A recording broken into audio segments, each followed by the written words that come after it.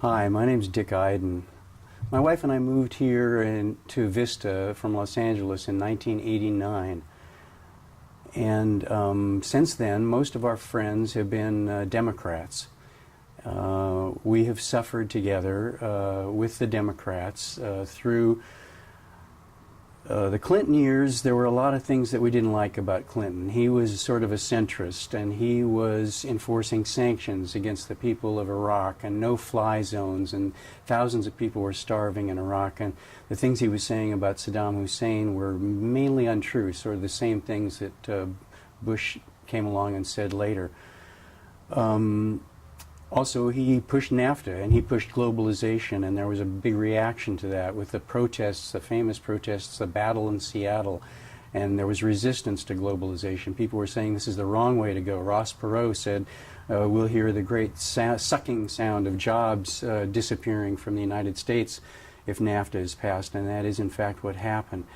Clinton presided over the repeal of the Glass-Steagall Act in 1999, which led to the investment banks and the commercial banks combining, and the banks gambling with our money, our mortgage money in the investment side, led directly to the crisis of 2008, the Great Recession that we're still suffering from. But I don't want to put it all onto Clinton because then Bush came along, and there were 8 nightmare years under George W. Bush. Everything was so crazy, and of course it was made worse by the fact that he was inarticulate and obviously stupid and an embarrassment to the whole world. We suffered together with the Democrats through those 8 years, protested the war, protested the U.S. Patriot Act, the No Child Left Behind Act. Couldn't believe when he was reelected in 2004. It was just unbelievable that after 4 years of that nonsense, people would reelect George W. Bush, but that's apparently what happened.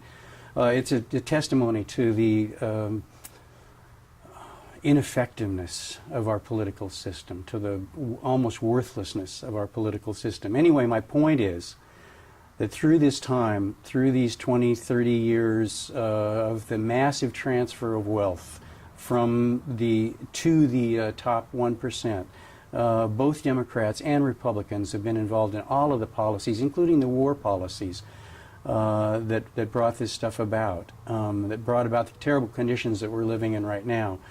And Obama has been a big disappointment to all of us who wanted change. He's not the change that we wanted. He's not the change that we expected. He's not the change that he promised. And he's certainly not the change that we needed. We need a big change in our energy policy.